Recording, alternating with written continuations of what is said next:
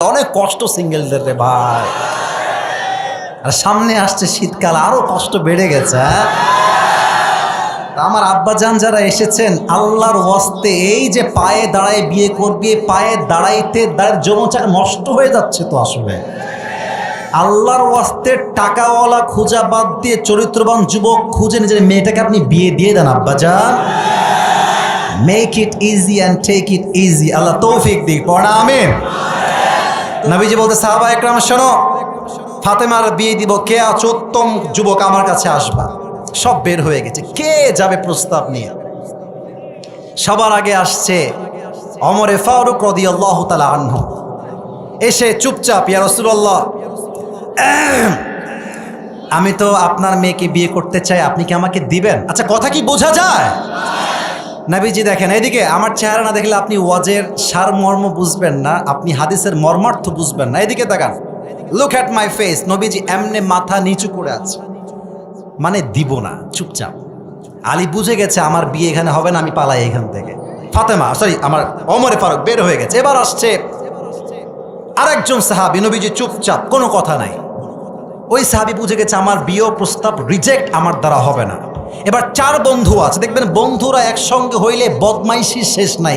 কিছু বন্ধু আছে সত্যি পাঁচ ওয়াক্ত নামাজ পড়ে, টুপি টুপি পড়ে, মেয়ে দেখবে না রাস্তাঘাটে, চুপচাপ এদিকে তাকায় আছে নিচের দিকে।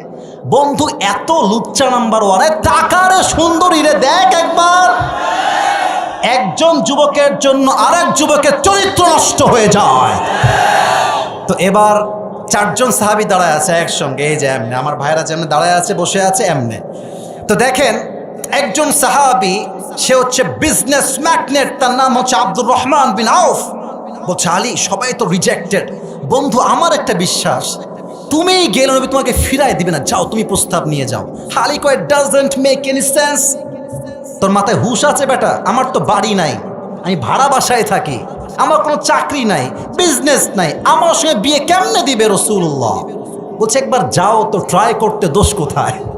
কথা ঠিক আছে কিনা বলো? তো এবার আলী আসছে, এদিকে দেখান, নবীজি বসে আছেন। তো আলী একবার এদিকে আসে, আর একবার ওদিকে যায়, একবার এদিকে আর একবার ওদিকে, ভয়ে লজ্জায় আসতে পারছে না। হে আলী, কাম হিয়ার ম্যান, এদিকে আসো, নবীজি ডাকছে। তো আলীর পুরো চেহারাটা লাল হয়ে গেছে লজ্জায়। কেমনে বলবো নবী আপনার মেয়েকে বিয়ে করতে চাই? বাট অবাক করা বিষয় হচ্ছে, আল্লাহ তাআলা জিব্রাইলের মাধ্যমে আগেই ওহী দিয়েছেন, ইয়া রাসূলুল্লাহ, আলী এখনো আপনার কাছে আপনার মেয়ের বিয়ের প্রস্তাব নিয়ে আসছে। জোরে সুবহানাল্লাহ পড়তে পারলেন না? এবার আলী বলছেন, ইয়া রাসূলুল্লাহ, ইয়া হাবিবাল্লাহ, লজ্জা লাগছে বলতে, তাও বলে ফেলি, আমি আপনার মেয়েকে বিয়ে করতে চাই, আপনি কি রাজি আছেন কিনা? নবীজি আগের তিনবার ছিলেন চুপচাপ, কোনো জবাব কাউকে দেন নাই। বাট এবার নবীজি মুখ ফুটিয়ে বলছেন, ইয়া আলী, ইনশাআল্লাহ, শুধু ইনশাআল্লাহ, নট ইয়েস নট নো। বুঝছেন কিন্তু কথা আমার? জাস্ট ইনশাআল্লাহ, নট ইয়েস নট নো। এখানে একটা আব্বাদের জন্য মেসেজ আছে।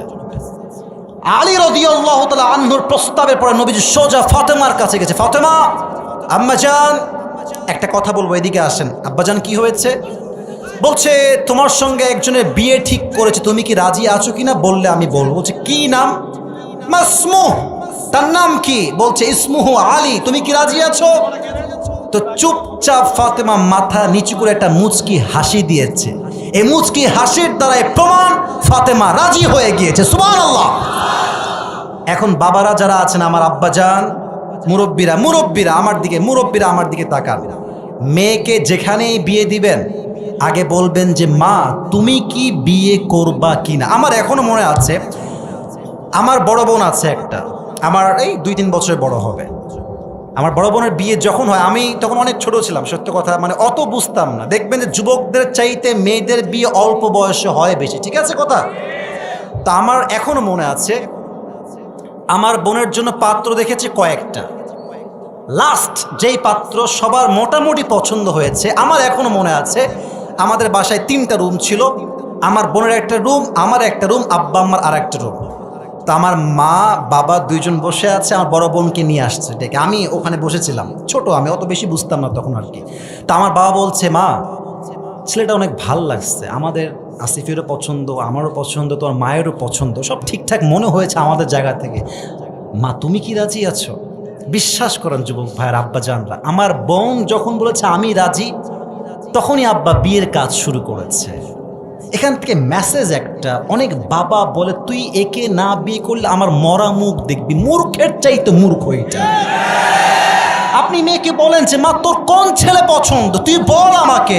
ছেলের চাকরি নাই, জব নাই, আর তোকে আমি পালবো। তোর পছন্দের মজন স্ট্যাবলিশ হবে, তখন সে তোকে বাসায় নিয়ে যাবে। ঠিক কিনা বলেন? এই চিন্তা বাপের মাথায় ঢুকলে আল্লাহর কসম এই দেশের মাটিতে জেনার সংখ্যা কমবে, বিয়ের সংখ্যা বেড়ে যাবে।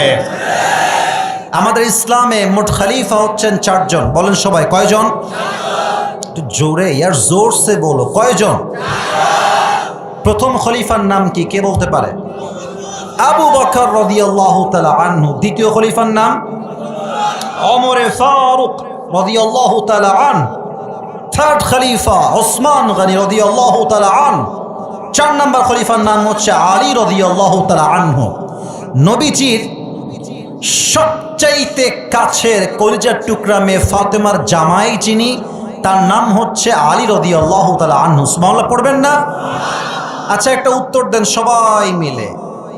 মুসলমানদের মাঝে, পুরুষদের মাঝে প্রথম যিনি ইসলাম কবুল করেছেন তার নাম কি? আবু বকর রাদিয়াল্লাহু তাআলা আনহু। তবে এখানে ওলামা একরাম আছেন, একটা রেওয়ায়াত আছে এমন যে পুরুষদের মাঝে প্রথম ইসলাম কবুল করেছেন আলী রাদিয়াল্লাহু তাআলা আনহু, এরকম রেওয়ায়াতও আছে।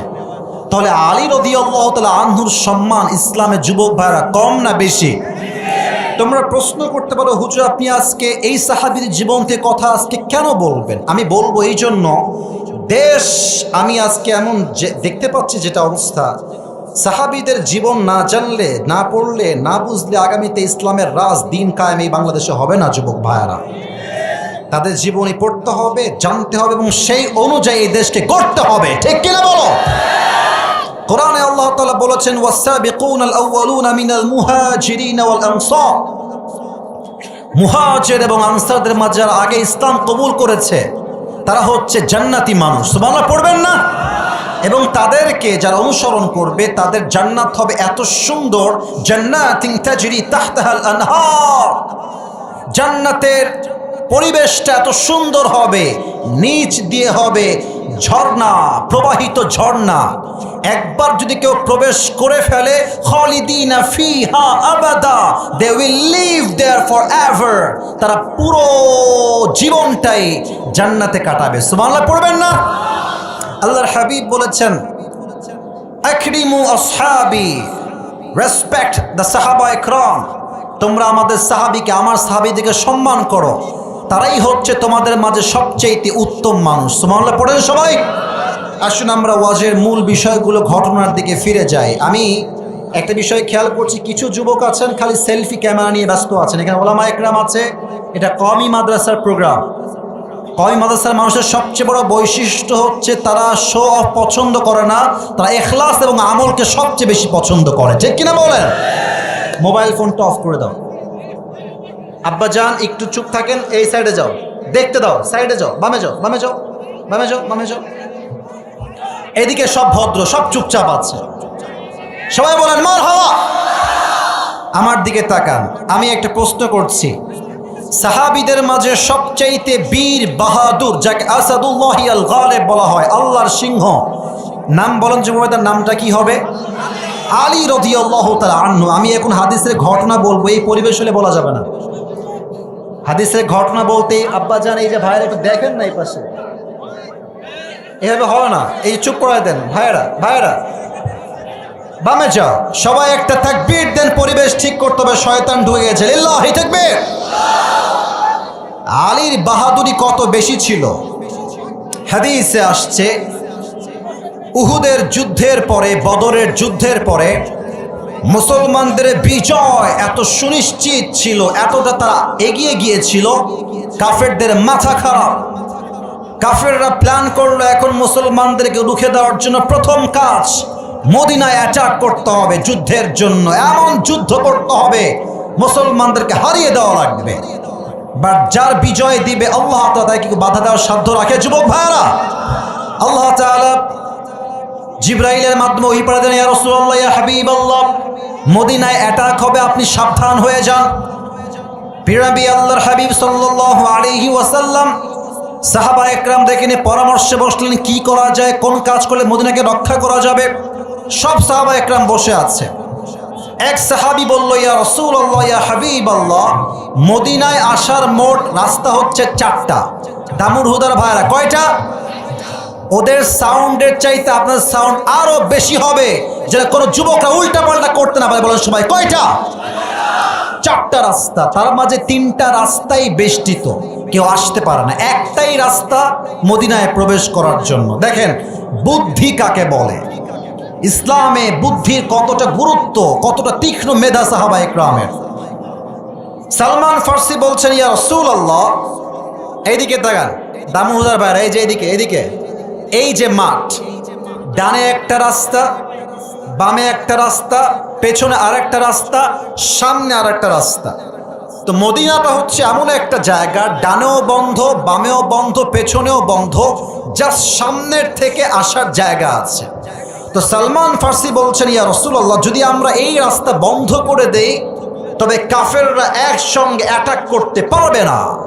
নবীজি বললেন, কেমনে বন্ধ করা যায়? সাহাবা একরাম বলল, ইয়া রাসূলুল্লাহ, আপনি উদ্যোগ নেন, আমরা এখানে বিশাল লম্বা একটা খাল খনন করব। এত লম্বা খাল হবে যে কাফেররা সবাই মিলে সাথে আমাদেরকে অ্যাটাক করতে পারবে না। সুবহানাল্লাহ পড়ে সমস্ত সাহাবা একরাম ঐক্যবদ্ধ হয়ে গেল। এই খাল খনন করা শুরু হলো। এই খালের গভীরতা ছিল 4 মিটার, আর এর প্রশস্ততা ছিল, চওড়া ছিল মোট 9 মিটার, আর দূরত্ব হচ্ছে প্রায় 5 থেকে 7 কিলোমিটার।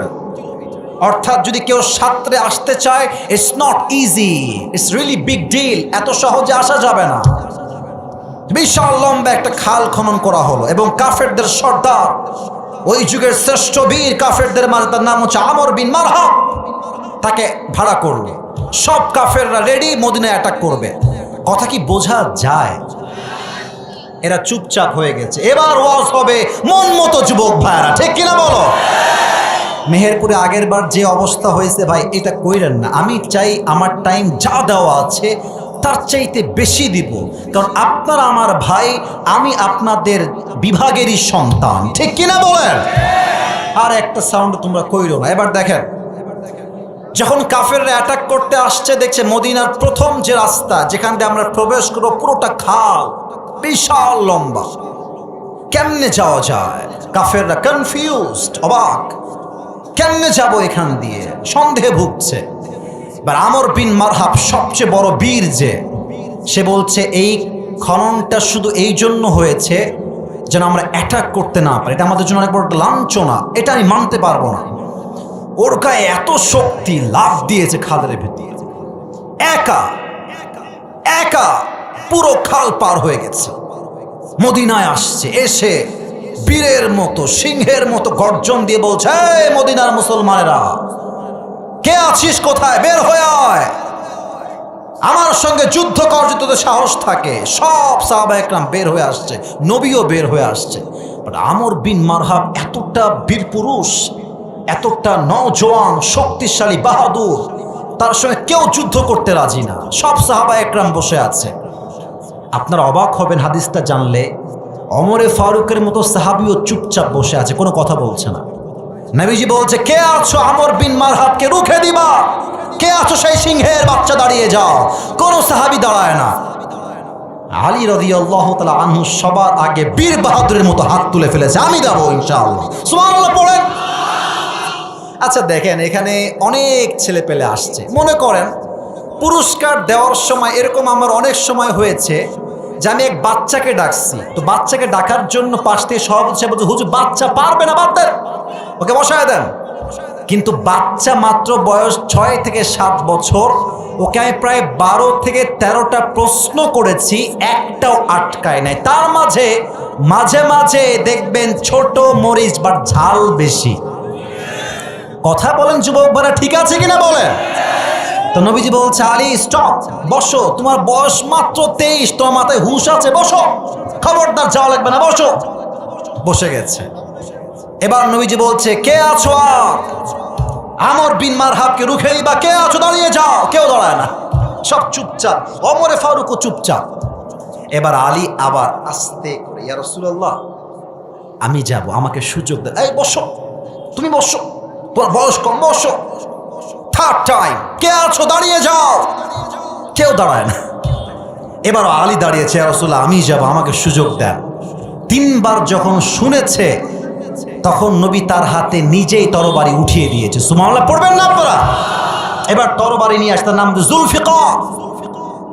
আমর বিন মারহাবের সামনে বাঘের মতো, সিংহের মতো বলছে, আমর বিন মারহাব আসো, আমি তোমার সাথে মোকাবেলা করব। আমর বিন মারহাব কই, এই বাচ্চা কই থেকে আসলো রে, এর বয়স তো খুবই কম। বলছে চাচা আমার বয়স কিন্তু কম না। বলছে তোমার নাম কি? বলছে আমার নাম হচ্ছে আলী। তো বলছে তোমার নাম কি? আলী বিন আব্দুল মুত্তালিব, দাদার নাম আলী বিন আব্দুল মুত্তালিব। বলছে না না, আমি আলী বিন আব্দুল মুত্তালিব নই, আমি হচ্ছে আলী বিন আবি তালেব। বলছে ভাতিজা তোমার সঙ্গে মারামারি আমার ব্যক্তিত্বে যায় না, তোমার বয়স খুবই কম, যাও যাও যাও, তোমার বউ বিধবা হয়ে যাবে, সন্তান বাফারা হয়ে যাবে, যাও, গো গো গো ব্যাক, টার্ন ব্যাক, যাও যাও যাও। আলীর মাথা গেছে গরম হয়ে। আলী বলছে বেটা তুই কারে কি বলিস, তুই একবার যুদ্ধ করে দেখ না, তোর কল্লা আমি নামায় ফেলবো, ঠিক কিনা বলেন? আলীর এই কথা শুনে আমর বিন মারহাবের রক্ত গেছে গরম। হ্যাঁ তুই চিনিস আমি কে? আমার নাম আমর বিন মারহাব, পুরো আরব বিশ্ব আমাকে এক নামে চেনে, আমি হলাম বীর বাহাদুরের সন্তান। চলো যুদ্ধ হবে। দেখেন ইসলাম কি শেখায়? ইসলাম শেখায় কাউকে আগে মারা যাবে না। যদি কেউ তোমাকে মারতে আসে, অ্যাটাক করতে আসে, তখন তোমাকে ডিফেন্স অ্যাটাক করতে হবে, ঠিক কি বলো?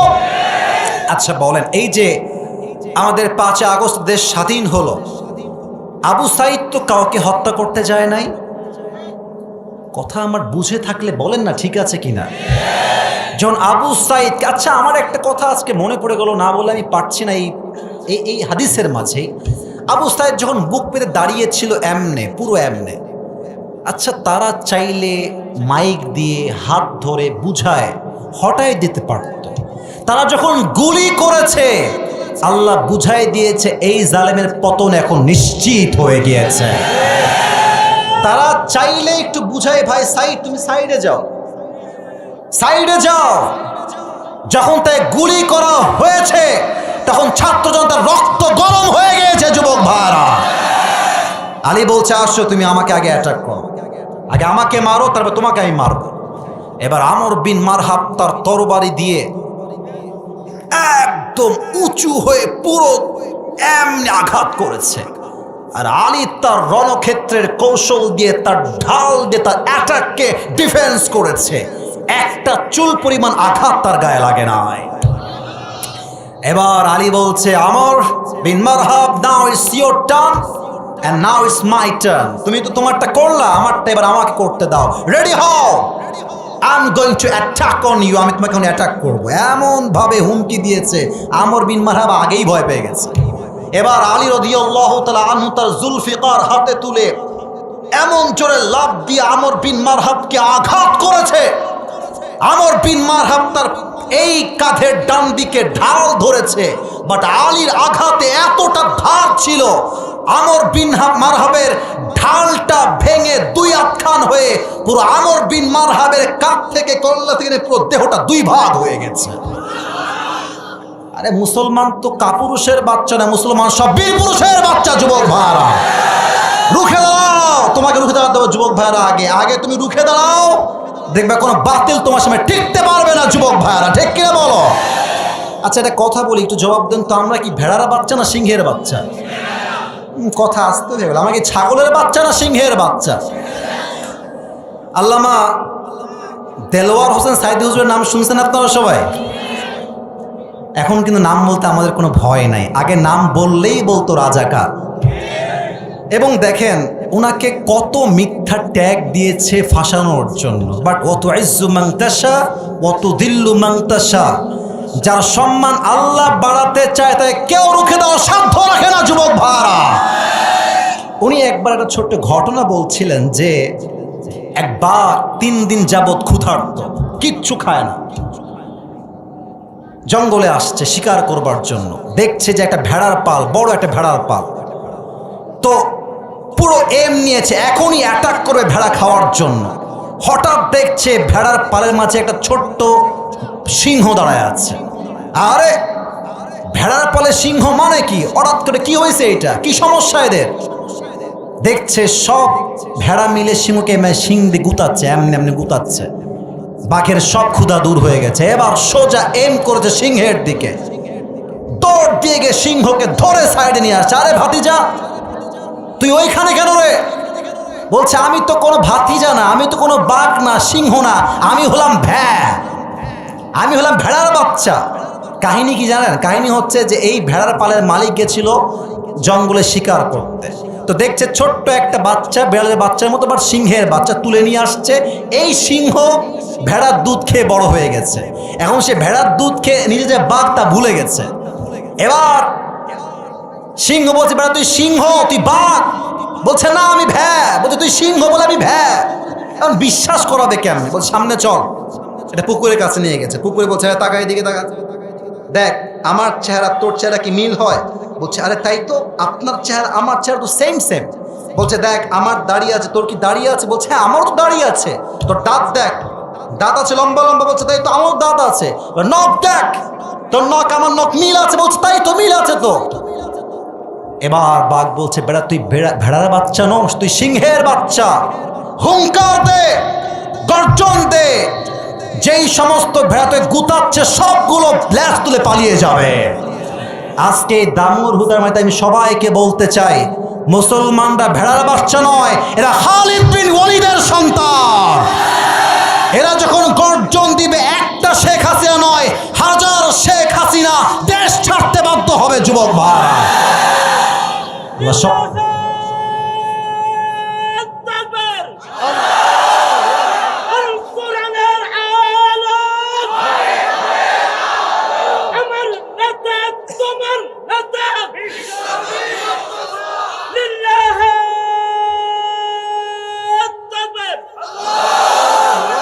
আল্লাহ কবুল করুক, পড়া আমিন। আচ্ছা রাত তো 11টা বেজে গেছে, আপনারা কি সবাই বিরক্ত হয়ে গেছেন নাকি ভাই? সবাই একটা কাশি দেন, তাকবীর দেন, লিল্লাহি তাকবীর।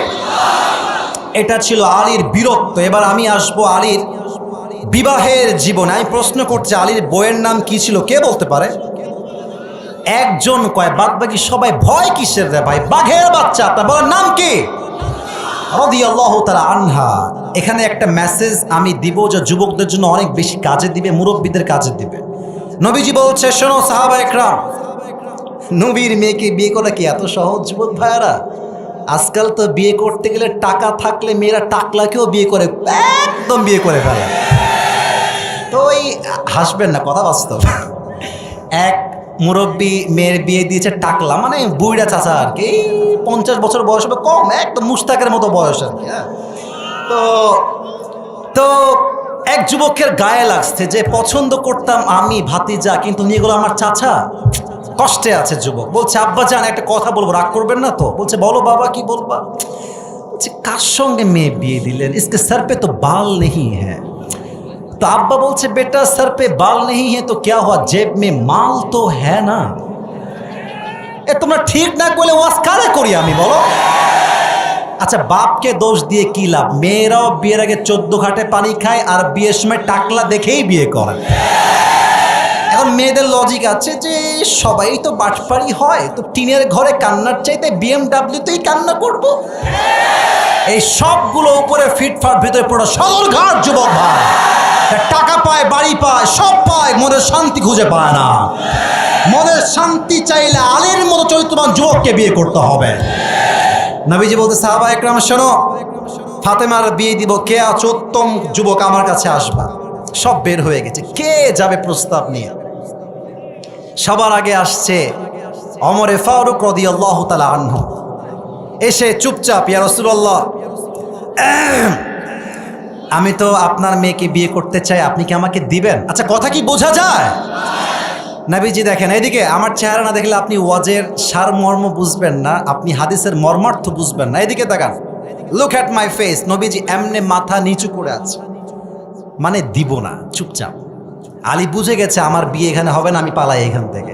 ফাতেমা, সরি, আমার ওমরে ফারুক বের হয়ে গেছে। এবার আসছে আরেকজন সাহাবী, নবীজি চুপচাপ, কোনো কথা নাই। ওই সাহাবী বুঝে গেছে আমার বিয়ে প্রস্তাব রিজেক্ট আমার দ্বারা হবে না। এবার 4 বন্ধু আছে, দেখবেন বন্ধুরা একসঙ্গে হইলে বদমাইশির শেষ নাই। কিছু বন্ধু আছে সত্যি 5 ওয়াক্ত নামাজ পড়ে, টুপি টুপি পড়ে, মেয়ে দেখবে না রাস্তাঘাটে, চুপচাপ এদিকে তাকায় আছে নিচের দিকে। বন্ধু এত লুচ্চা নাম্বার 1, তাকারে সুন্দরী রে দেখ একবার। একজন যুবকের জন্য আরেক যুবকের চরিত্র নষ্ট হয়ে যায়। তো এবার 4 জন সাহাবী দাঁড়ায় আছে একসঙ্গে, এই যে এমনে আমার ভাইরা যেমন দাঁড়ায় আছে, বসে আছে এমনে। তো দেখেন একজন সাহাবী, সে হচ্ছে বিজনেস ম্যাগনেট, তার নাম হচ্ছে আব্দুর রহমান বিন আউফ। বলছে আলী সবাই তো রিজেক্টেড, বন্ধু আমার একটা বিশ্বাস তুমিই গেলে নবী তোমাকে ফিরাই দিবে না, যাও তুমি প্রস্তাব নিয়ে যাও। আলী কয় ডাজন্ট মেক এনি সেন্স, তোর মাথায় হুশ আছে বেটা? আমার তো বাড়ি নাই, আমি ভাড়া বাসায় থাকি, আমার কোনো চাকরি নাই, বিজনেস নাই, আমার সঙ্গে বিয়ে কেমনে দিবে রাসূলুল্লাহ? বলছে একবার যাও তো, ট্রাই করতে দোষ কোথায়? কথা ঠিক আছে কিনা বলো? তো এবার আলী আসছে, এদিকে দেখান, নবীজি বসে আছেন। তো আলী একবার এদিকে আসে, আর একবার ওদিকে যায়, একবার এদিকে আর একবার ওদিকে, ভয়ে লজ্জায় আসতে পারছে না। হে আলী, কাম হিয়ার ম্যান, এদিকে আসো, নবীজি ডাকছে। তো আলীর পুরো চেহারাটা লাল হয়ে গেছে লজ্জায়, কেমনে বলবো নবী আপনার মেয়েকে বিয়ে করতে চাই। বাট অবাক করা বিষয় হচ্ছে আল্লাহ তাআলা জিব্রাইলের মাধ্যমে আগেই ওহী দিয়েছেন, ইয়া রাসূলুল্লাহ আলী এখনো আপনার কাছে আপনার মেয়ের বিয়ের প্রস্তাব নিয়ে আসছে। জোরে সুবহানাল্লাহ পড়তে পারলেন না? এবার আলী বলছেন, ইয়া রাসূলুল্লাহ ইয়া হাবিবাল্লাহ, লজ্জা লাগছে বলতে, তাও বলে ফেলি, আমি আপনার মেয়েকে বিয়ে করতে চাই, আপনি কি রাজি আছেন কিনা? নবীজি আগের 3 বার ছিলেন চুপচাপ, কোনো জবাব কাউকে দেন নাই। বাট এবার নবীজি মুখ ফুটিয়ে বলছেন, ইয়া আলী ইনশাআল্লাহ, শুধু ইনশাআল্লাহ, নট ইয়েস নট নো। বুঝছেন কিন্তু কথা আমার, জাস্ট ইনশাআল্লাহ, নট ইয়েস নট নো। এখানে একটা আব্বাদের জন্য মেসেজ আছে। আলী রাদিয়াল্লাহু তাআলা আনহুর প্রস্তাবের পরে নবীজি সোজা ফাতেমার কাছে গেছে। ফাতেমা, আম্মাজান একটা কথা বলবো, এদিকে আসেন। আব্বাজান কি হয়েছে? বলছে তোমার সঙ্গে একজনের বিয়ে ঠিক করেছে, তুমি কি রাজি আছো কিনা? বললে আমি বলবো। বলছে কি নাম? মাসমুহ, তার নাম কি? বলছে ইসমুহু আলী, তুমি কি রাজি আছো? তো চুপচাপ ফাতেমা মাথা নিচু করে একটা মুচকি হাসি দিয়েছে। এই মুচকি হাসির দ্বারাই প্রমাণ ফাতেমা রাজি হয়ে গিয়েছে। সুবহানাল্লাহ। এখন বাবারা যারা আছেন, আমার আব্বাজান, মুরব্বীরা আমার দিকে তাকান। মেয়েকে যেখানেই বিয়ে দিবেন আগে বলবেন যে মা তুমি কি বিয়ে করবা কিনা। আমার এখনো মনে আছে, আমার বড় বোন আছে একটা, আমার এই 2-3 বছরের বড় হবে। আমার বড় বোনের বিয়ে যখন হয়, আমি তখন অনেক ছোট ছিলাম, সত্য কথা, মানে অত বুঝতাম না। দেখবেন যে যুবকদের চাইতে মেয়েদের বিয়ে অল্প বয়সে হয় বেশি, ঠিক আছে কথা? তা আমার এখনো মনে আছে, আমার বোনের জন্য পাত্র দেখেছি কয়েকটা। লাস্ট যেই পাত্র সবার মোটামুটি পছন্দ হয়েছে, আমার এখনো মনে আছে, আমাদের বাসায় 3টা রুম ছিল। আমার বোনের একটা রুম, আমার একটা রুম, আব্বা আম্মার আর একটা রুম। তো আমার মা বাবা 2 জন বসে আছে, আমার বড় বোনকে নিয়ে আসছে ডেকে। আমি ওখানে বসেছিলাম, ছোট আমি, অত বেশি বুঝতাম না তখন আর কি। তা আমার বাবা বলছে, মা ছেলেটা অনেক ভাল লাগছে, আমাদের আসিফেরও পছন্দ, আমারও পছন্দ, তোমার মায়েরও পছন্দ, সব ঠিকঠাক মনে হয়েছে আমাদের জায়গা থেকে। মা তুমি কি রাজি আছো? বিশ্বাস করেন যুবক ভাইয়ের আব্বাজানরা, আমার বোন যখন বলেছে আমি রাজি, তখনই আব্বা বিয়ের কাজ শুরু করেছে। এখান থেকে মেসেজ একটা, অনেক বাবা বলে তুই একে না বিয়ে করলে আমার মরা মুখ দেখবি। মূর্খের চাইতে মূর্খ এটা। আপনি মেয়েকে বলেন যে মা তোর কোন ছেলে পছন্দ, তুই বল আমাকে, ছেলের চাকরি নাই, জব নাই, আর তোকে আমি পালবো। তোর পছন্দের মজন স্ট্যাবলিশ হবে, তখন সে তোকে বাসায় নিয়ে যাবে, ঠিক কিনা বলেন? এই চিন্তা বাপের মাথায় ঢুকলে আল্লাহর কসম এই দেশের মাটিতে জেনার সংখ্যা কমবে, বিয়ের সংখ্যা বেড়ে যাবে। আরেকটা কথা বলে দেই, এই হাদিসের চ্যাপ্টারে আমার মুখে এটা কি কথা কয় না, এটার নাম কি? এখান থেকে নিয়ে সবাই বলেন আমার মুখে এই যে চাপ, এটা কি? আপনার সবাই একটা কথা কোন তো ভাইরা, আমাকে দাড়ি রেখে কি সত্যি বলবেন, একদম অনেস্ট রিভিউ চাই। আমাকে কি আনস্মার্ট লাগতেছে? জোরে কোন, আনস্মার্ট লাগতেছে? আমাকে কি আনকোয়ালিফাইড লাগতেছে? আমাকে কি খ্যাত লাগতেছে? যুবক ভাইরা, আমি একটাও তোমাদের সবাইকে মোটিভেট করে বলছি, আলীর মুখেও দাড়ি ছিল, নবীর মুখেও দাড়ি ছিল। তোমাদের কথা একটা, যেই মেয়ে আমাকে দাড়ি রেখে নবীর সুন্নাহ অনুযায়ী বিয়ে করবে সে আমার বউ হওয়ার যোগ্যতা রাখে, আর যে আমার দাড়ি রেখে পছন্দ করতে চাইবে না ওয়াল্লাহি সে আমার বউ হওয়ার যোগ্যতাই তো রাখে না। আচ্ছা, নবীর মুখে দাড়ি ছিল, নবী কি দেখতে অসুন্দর ছিলেন? নবীর মতো সুন্দর এই তল্লাটে দ্বিতীয়টা আর কেউ কি হতে পারে? চাঁদের চেয়ে সুন্দর তুমি নবী আমার কামলিহিওয়ালা, দো জাহানের বাদশাহ তুমি প্যারা নবী সাল্লে আলা, দো জাহানের বাদশাহ তুমি প্যারা নবী সাল্লে আলা, চাঁদের চেয়ে সুন্দর তুমি নবী আমার কামলিহিওয়ালা। সুবহানাল্লাহ পড়েন। অথবা আমি একটা ওয়াদা করাতে চাই সেকেন্ড হাদিসে, আমি জাস্ট একটা ওয়াদা করবো, আপনারা সবাই বলবেন শুধু ইনশাআল্লাহ শেষে গিয়ে। আমরা দামুর হুদার জমিনে আজকে ওয়াদা করছি, যুবক প্রত্যেকটা মুরব্বী, আজ থেকে দাড়িতে আমরা আর কেউ হাত দিব না, বলেন ইনশাআল্লাহ। বিয়ে হয়ে গেল, এবার আসেন বিয়ের পরের চ্যাপ্টার। অনেকে বিয়ে না করে আফসোস করে, ভাই বিয়ে না করলেও বাস, বিয়ে করলেও বাস। একজন যুবক বলছে, হুজুর নিয়ত করেছিলাম বিয়ে খুব দ্রুত করবো, বাট বন্ধুরা বলল যে দুঃখ এখন যা আছে বিয়ের পর দুঃখ নাকি আরো বেড়ে যায়, ভয় বিয়ে করতে পারছি না।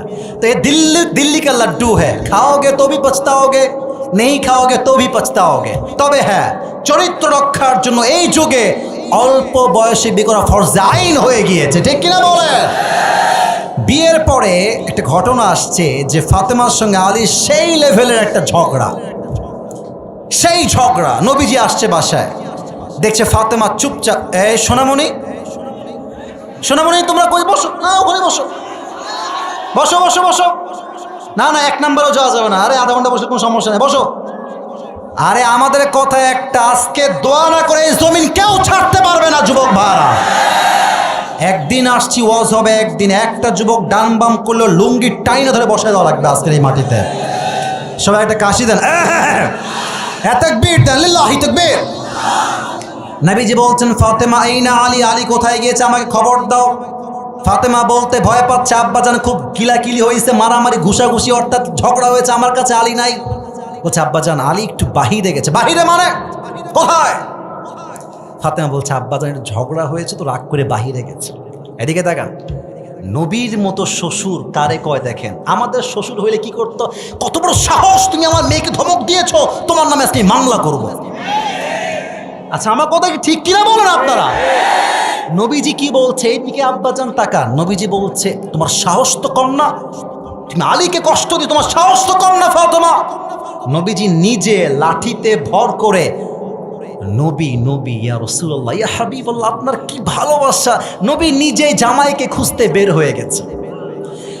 আসলে দেখেন, যুবকদের কষ্ট হচ্ছে কবরের মতো, কবরের নিচে যা হয় আল্লাহ ছাড়া কেউ জানে না। পুরুষদের জীবনে কি কষ্ট পরিবার না, শুধু আল্লাহ ছাড়া কেউ জানে না, ঠিক কিনা বলে? তো নবীজি বের হয়ে গেছে, আলী একদম সুন্দর করে চাদর বিছিয়ে মাটিতে এমনি শুয়ে আছে, এমনি মাটির উপরে। নবীজি বলছে ইয়া বাতুরা, এই মাটির বাপ ওঠো। এমনি হাত ধরছে, হাত ধরে নিজে নিয়ে আসছে আলীকে, ঘরে প্রবেশ করেছে। এখন ফাতেমা তো খেপে আছে, তুমিও বকেছো বাপু, আমি কথাই বলবো না। এমনি মুখ ফেরায় ওইদিকে তাকায় আছে। নবী বলছে আম্মাজান এদিকে তাকান, আলী তুমি এদিকে আসো। দেখেন মোহাব্বত কারে কয়। নবীজি বলছে ফাতেমা এদিকে আসো আম্মাজান। নবীজি ফাতেমার ডান হাত নিয়েছে, এই কথা কি বোঝা যায়? এই ডান হাত নিয়ে নবীর এই যে বুকে রাখছে। আলীর হাত নিয়েছে, আলীর হাত নিয়ে ফাতেমার এমনে রাখছে বুকে, দুইজনের হাত একসঙ্গে রাখছে।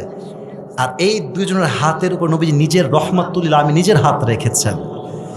এমনি তিনজন হাত ধরে আছে, এবার দুইজন পাশাপাশি। নবীজি বলছে আগে ফাতেমাকে, ফাতেমা বলো সরি। ফাতেমা বলছে আলী সত্যি সরি। আলী বলছে তুমি না আমি সরি, এক মুহূর্তে সব সমাধান। সুবহানাল্লাহ পড়েন। তো আসলে দেখেন ভালোবাসার যে বিয়েটা, আমি বিয়ে নিয়ে কথা বলি, বাট এটা বয়ফ্রেন্ড গার্লফ্রেন্ডকে শেয়ার মেরে ভেজাল লাগায় দেয়। আমার কথা হচ্ছে একটা বিয়ে আমরা করব, বিয়ের পরে প্রেম হবে, বিয়ের আগে কোনো প্রেম হবে না যুবক ভাইরা, ঠিক কিনা বলো? একটা ঘাটে তুমি পানি খাবা, তোমার বউ 10 ঘাটে পানি খেয়ে তোমাকে বিয়ে করবে। তুমি এক জায়গায় যাও, তোমার বউ 10 জায়গায় তোমাকে বিয়ে করবে, ঠিক কিনা বলো? ঝগড়ার সমাধান। তবে হ্যাঁ, এখানে যত লোক আমরা আসছি, আমি সহ, আমরা বেশিরভাগই মধ্যবিত্ত পরিবারের সন্তান। আমার বাবা মা এখনো টিনের বাসায় থাকে, আমি ফ্ল্যাটে থাকি। আমি বলি, আব্বা তুই ফ্ল্যাটে আসো, আসবে না। ফ্ল্যাটে থাকো, আমি সব মেইনটেন, না আসবে না, টিনের বাসাতেই থাকবে। আমরা হচ্ছি মধ্যবিত্ত পরিবারের সন্তান। হাদিসে আসছে গরিবরা বড়লোকের চাইতে 500 বছর আগে জান্নাতে প্রবেশ করবে। না, সুবহানাল্লাহর আওয়াজটা আমি পাই নাই। পড়েন, একটা সুবহানাল্লাহ পড়বেন, জান্নাতে একটা গাছ উঠে যাবে। পড়েন সুবহানাল্লাহ। একটা গাছ হয়ে গেল, আবার পড়েন সুবহানাল্লাহ। আর একটা হয়ে গেল, আবার পড়েন সুবহানাল্লাহ। নবীজি দেখলেন যে ফাতেমা এবং আলী অভাবে আছে। ফাতেমা আসছে, ইয়া রাসূলুল্লাহ 3 দিন যাবত না খাওয়া, কোনো খাবার কি দেওয়া যাবে? কাকে বলে ধৈর্য, কাকে বলে পরীক্ষা। বলছে ফাতেমা, খাবার দেওয়া যাবে, কোনো সমস্যা নাই, তবে আমার কাছে খাবার আছে, 5টা বকরি আছে, তুমি কোনটা চাও? সবরের পরীক্ষা। ফাতেমা বলছে, আব্বাজান খাবার লাগবে না, বকরি লাগবে না, আপনি আমাকে বলেন আপনি কি দিবেন। বলছে, আমার কাছে 2টা অপশন দিচ্ছি, বকরি আছে 5টা, দোয়া আছে 5টা। বলেন সবাই, বকরি কয়টা? কন্যা সবাই কয়টা? আর দোয়া কয়টা? তুমি কি চাও? ফাতেমা বলছে, আব্বাজান এত ক্ষুধার্ত।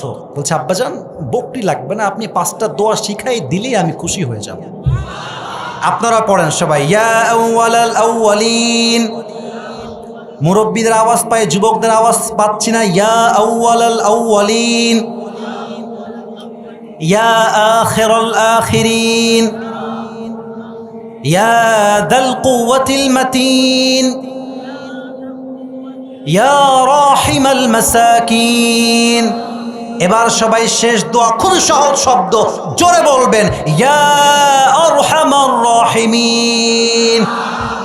এই 5 শব্দের দোয়া যেই বান্দা অভাবে পড়বে, তার অভাবকে নিমিষে আল্লাহ রাব্বুল আলামিন নিজ কুদরতে হাতে দূর করে দিবেন। কোন সুবহানাল্লাহ।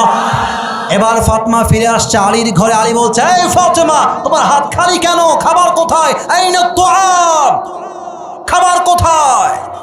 তোমার হাত তো ফাঁকা। ফাতেমা বলছে, আলী আমি গিয়েছিলাম দুনিয়া চাওয়ার জন্য, যাহাবতু লিদ দুনিয়া ওয়া জিতু বিল আখিরাহ। আমি চেয়েছিলাম দুনিয়া, আমার আব্বা আমাকে পুরো আখিরাত দিয়ে বাসায় ফিরাই দিয়েছে। আলী বলছে, এত কথা চলবে না, আমার খিদা লাগছে, আমার ভাত লাগবে। আলী বের হয়ে গেছে, নবীজি ঘরে আসছে। নবীজি জামাই আসছে, ভাই শ্বশুরের কাছে জামাই, it's a matter of status, man, সম্মানের ব্যাপার এইটা।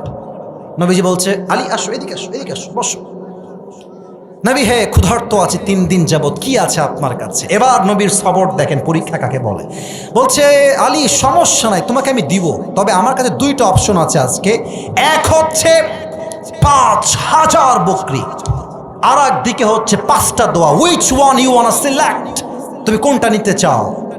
আলী বুঝে গেছে শ্বশুর আব্বাজান আমাকে পরীক্ষা নিচ্ছে। বলছে, আব্বাজান 5000 বকরি নয়, 5টা দোয়া শিখাই দিলেই আমি খুশি হয়ে যাব। 5টা দোয়া তিনিও শিখেছেন, বাসায় ফিরে আসেন, আমল শুরু। এত সুন্দর এই আমলটা তারা 2 জন মিলে করেছে। হাদিসে আসছে নিমিষে তাদের সমস্ত অভাবকে আল্লাহ নিজেই দূর করে দিয়েছে। সুবহানাল্লাহ।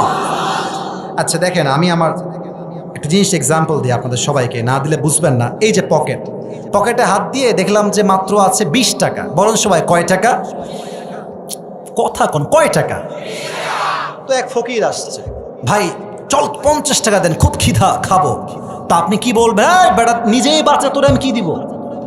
নিজেই তো ফকির, এরকম লোক বলে। ভাই বলে, ভাই আমাকে বলে কোনো লাভ নাই ভাই, ওই দিকে যান, আমি নিজেই ফকির। ভাই ঠিক কিনা বলেন যুবক ভাইরা? দেখেন আলীর দানের হাত কত বড়। হাদিসে আসছে একবার, এখন তো ভাই মেয়েদের ডিমান্ডের শেষ না, আইফোন 15 আছে তো 16 প্রো ম্যাক্স লাগবে। বলেন বলেন বলেন বলেন বলেন বলেন। আপনি 5000 টাকার শাড়ি কিনে নিয়ে আসছেন, পছন্দ না, তার 10,000 টাকার শাড়ি লাগবে, ঠিক কিনা বলেন? তো ফাতেমার জীবনী এত সুন্দর, পুরো এন্টায়ার লাইফে একটা আবদারও তার স্বামীর কাছে করে নাই। সুবহানাল্লাহ। এবার আলী বলছে, ফাতেমা তোমাকে একটা আবদার আমাকে করতেই হবে, তুমি চাইবা আর আমি তোমার স্বামী তোমাকে দিব। ফাতেমা কয় লাগবে না, রাখেন আপনার জিনিস, আমি এমনি খুশি আছি। এবার আলী বলছেন না, আমাকে তোমার দেওয়াই লাগবে, কি চাও বলো, অর্ডার আমাকে দেওয়াই লাগবে। তো ফাতেমা অনেক চিন্তা করে দেখেন ডিমান্ডের লোয়ারনেস, দেখেন কত কম ডিমান্ড। বলছে আচ্ছা স্বামী, আমার অনেক দিন যাবৎ ইচ্ছা যে আমি একটা ডালিম খাবো। ডালিমের নাম শুনছেন না আপনারা? তো তুমি একটা ডালিম নিয়ে আসলে আমার আবদার সব পূরণ হয়ে যাবে, সমস্যা নাই। তো বলছে তাই, ডালিম খেলেই হয়ে যাবে? শিওর তো? বলছে শিওর, যাও নিয়ে আসো। তো ডালিম নিয়ে আসছে, রাস্তায় এক গরিবের সঙ্গে দেখা। বলছে আলী 3 দিন যাবৎ না খাওয়া, দান করো কিছু। একটা মাত্র ডালিম, ওইটাই আল্লাহ রাস্তায় দান করে দিয়েছে। এবার যখন বাসায় ফিরে আসছে, ফাতেমা বলছে আলী তোমার হাতের ডালিম কোথায়? আলী বলছে ফাতেমা, আমি তো একটা ডালিম আল্লাহর রাস্তায় দান করে আসছি, বলেন সুবহানাল্লাহ। দুজন চুপচাপ বসে আছে। হঠাৎ করে someone is knocking the door. হাদিসে আসছে কেউ দরজা খট খট খট খট করছে। ফাতেমা বলছে আলী ওপেন দ্য ডোর। কে আসছে দেখেন, গেটটা খুলে দেন। গেট খুলে দেখছে সালমান ফার্সি দাঁড়িয়ে আছে, হাতে একটা ছোট্ট বাটি। বলছে আলী, প্রিয় নবী তোমাকে আজকে 10টা ডালিম 9টা ডালিম উপহার দিয়েছে। সুবহানাল্লাহ পড়েন আপনারা। তা আলী বলছে না এটা আমার না, এটা নিয়ে যাও। আরে ভাই এটা তোমার ডালিম। বলছে না নিয়ে যাও। বলছে না এটা আমার নয়। বলছে কেন তোমার নয়? বলছে আল্লাহ তাআলা বলেছেন মান জা বিল হাসানা ফালাহু আশরু আমসালিহা, যে আমার রাস্তায় 1 গুণ দিবে তাকে আমি আল্লাহ 10 গুণ দিব। তো ডালিম হবে 10টা, 9টা কেন? বলছে ভাই ডালিম 10টাই দিয়েছে, একটা আমি লুকায় রাখছিলাম। এবার আরেকটা বের করে 10টা দিয়েছে। আলী বললেন যে আল্লাহর রাস্তায় 1 গুণ দিবে, আল্লাহ তাকে 10 গুণ বাড়ায় দান করবে। আজ থেকে দান সবাই করবেন তো ইনশাআল্লাহ। সর্বশেষ একটা হাদিস বলেই শেষ করতে চাই, যদি আপনাদের পারমিশন থাকে কমিটির বক্তব্য অনুযায়ী আমি আমার টাইমে শেষ করতে চাই। তবে হ্যাঁ, কিছু লোক আছে ভাজা খাওয়ার জন্য আসে, কিছু লোক আছে বক্তার চেহারা দেখার জন্য, কিছু লোক আছে মাহফিল পরিবেশ দেখার জন্য আছে। কিন্তু এখানে যারা এখন পর্যন্ত বসে আছেন, মাঠ চতুর্দিকে ভরপুর, এটাই প্রমাণ চুয়াডাঙ্গার মানুষ, মেহেরপুরের মানুষ, দামুহুদার মানুষ আসলেই কোরআনকে ভালোবাসে। ঠিক কিনা বলেন? আমি শেষ হাদিস বলার আগে একটা আবদার করতে চাই, একজন যুবককে চাই, এই স্টেজ থেকে না, এখান থেকে বা বাম থেকে ডান থেকে একজন যুবক যার বউ নাই, সিঙ্গেল, ও দাঁড়িয়ে একটা বাঘের বাচ্চা মতো তাকবীর দিবে। কে আছে দেখি? লিল্লাহি তাকবীর বলবে। হ্যাঁ জোরে ছড়ে দিবা তাকবীর।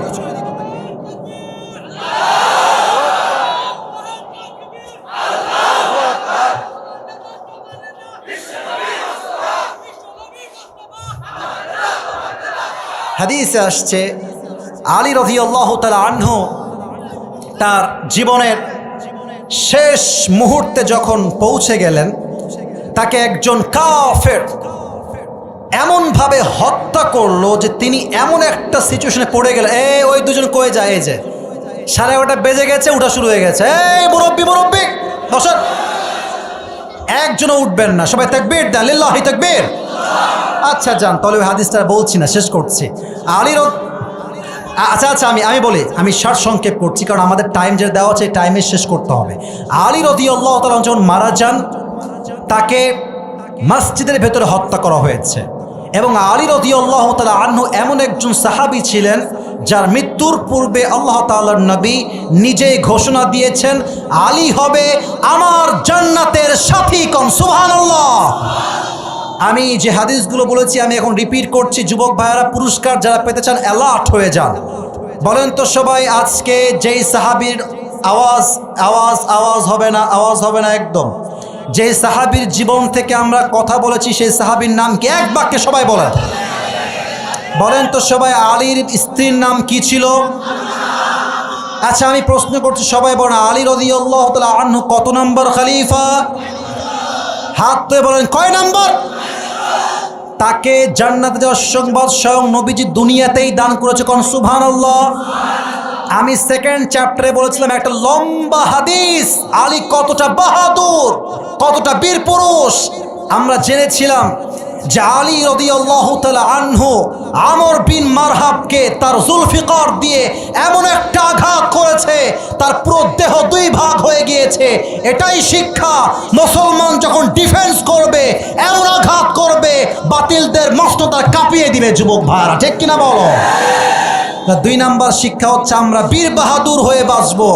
সাইদি সাহেব বারবার একটা কথা বলতেন, বিড়ালের মতো 500 বছর বেঁচে থাকার কোনো দাম নাই। যুবক ভাইরা, সিংহের মতো 1 ঘন্টা আমরা বাঁচতে চাই। হয় মরবো, জীবন দিব, নয় আল্লাহর রাস্তায় শহীদ হয়ে মরবো, নয় আমরা এখানে জমিনে আল্লাহর দিন কায়েম করেই বাঁচবো। ঠিক কিনা বলেন? 3 নাম্বার হাদিস বলেছিলাম বিয়ের ব্যাপারে। বিয়ের ব্যাপারে নবীজি টাকাকে প্রায়োরিটি দেন নাই, সম্পত্তি দেখেন নাই, চরিত্র আছে যেখানে মেয়ে দিব আমরা সেখানে। ঠিক কিনা বলেন? যারা জাস্ট বলে টাকা চাই টাকা চাই, টাকা হলেই মেয়ের বিয়ে দিব, কসম করে বলছি অনেক মেয়ের বিয়ে হয়েছে কোটিপতির ঘরে, আর এক মেয়ের বিয়ে হয়েছে গরিবের ঘরে। বড়লোকের ছেলে চরিত্র খারাপ, সুখে নাই, গরিবের মেয়ে গরিব জায়গায় বিয়ে করেছে, আল্লাহর দেওয়া রুজিক খায়, শুকর আদায় করে, সেই তো অনেক খুশিতে আছে। যুবক ভাইরা ঠিক কিনা বলো? অতএব 3 নাম্বার শিক্ষা, বিয়ের ক্ষেত্রে টাকা পয়সা নয়, চরিত্র আছে যেখানে বিয়ে হবে। ওখানে একটা কথা অ্যাড করেছিলাম, একটু মাথায় ঢুকে নেন যুবক ভাইরা, টুবিখা পাওয়ার ক্ষেত্রে কাজে আসবে। বলেছিলাম দাড়ি আমরা রাখবই রাখবো, কে লাইক করলো কে ডিসলাইক করলো we don't care, we don't care. ঠিক কিনা বলো? দাড়িটা রাখবো। আরেকবার একটু ওয়াদা করে সবাই বলেন ইনশাআল্লাহ। আর যে মেয়েরা আসছেন ওই পাশে, আমাকে ওই যে কমিটির ভাইরা বলছো যে আপনার অনেক মেয়ে ভক্ত নাকি এই মাহফিলে আছে। ভক্ত হয়ে লাভ নাই, যে নবীর সুন্নাহ ভালোবাসে সেই তো আসলে দিনদার মেয়ে। যুবক ভাইয়েরা, আপনি জাস্ট ওয়াচ শেয়ার দিলেন, মাশাআল্লাহ হুজুররা সত্যি খুব ভালো, আজকাল সুন্দর কথা বলে, আর আপনি বিয়ের সময় বললেন টাকা নাই তো বিয়ে করব না, জব নাই তো বিয়ে করব না। আপনার উপরে ফিটফাট, ভেতরে পুরোটাই সদরঘাট। আপনি টাকা পয়সা খুঁজা বাদ দেন, আপনি বলেন যার চরিত্র দিনের লাইনে আছে তাকে আমি বিয়ে করব। ঠিক কিনা বলেন? আল্লাহ মেয়েদেরকে বোঝার তৌফিক দিক, পড়া আমিন। তবে তোমাদেরকে একটা কথা বলে ফেলি ভাই, বোরখাওয়ালি देखलेही যে একেবারে কনফার্ম জান্নাত से भाग के आई है ऐसी कोई बात नहीं है मेरे दोस्त। পার্কে গেলেই দেখবেন যত মেয়ে প্রেম করছে, don't mind, don't take it otherwise. সত্য কথা বলছি, বেশিরভাগ 80% বেশি বোরখাওয়ালিরা প্রেম করে বেড়াচ্ছে। किंतु देखले मन होबे यार इतनी खूबसूरत लड़की, ये तो अभी के भी जन्नत से भाग के आई है यार। ठीक ना बोले? तबे माथाय राखबा आजकल জাস্টিফাই করা বোরকা দিয়ে হয় না, যার চরিত্র ভালো সেই তো আসলে ভালো মেয়ে হয়। আর মেয়েদের কাছে কি বলবো, অলওয়েজ ব্যাকআপ ফাইল থাকে, একটা নাই আর একটা, ওইটা নাই আর একটা, এইটা বাদ আর একটা। আর যুবকরা ছ্যাঁকা খেয়ে গাঞ্জা খেয়ে বেকা হয়ে যায়। আলীর জীবন থেকে শিক্ষা, যে চরিত্রবান মেয়ে হবে তাকেই তো আমরা বিয়ে করব। ঠিক কিনা বলো? 4 নাম্বার বলেছিলাম মুরব্বী আব্বাজান, যুবক ভাইয়ের অভাব আসলে 5টা শব্দের দোয়া বলবেন সবাই। দোয়াটা মুখস্থ বলা আমাকে জরুরি না, ইউটিউবে আপলোড যা মুখস্থ করবেন, আমি জাস্ট রিপিট করছি, আপনারাও বলবেন ইয়া আউয়ালাল আউয়ালিন। ভাইরে মুখস্থ করতে আপত্তি কোথায়, ট্রাই তো করেন।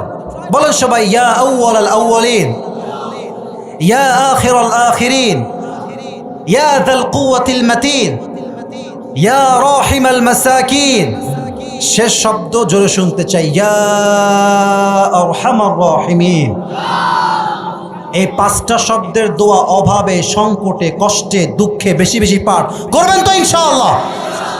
এবং সর্বশেষ আমি বলেছিলাম আলী রাদিয়াল্লাহু তাআলা আনহু যখন মারা যান, তাকে হত্যা করা হয়েছে, তিনি শহীদি মর্যাদা পেয়েছেন এবং তাকে আল্লাহ তাআলা জান্নাতি মানুষ হিসেবে কবুল করেছে। সকলেই পড়েন সুবহানাল্লাহ।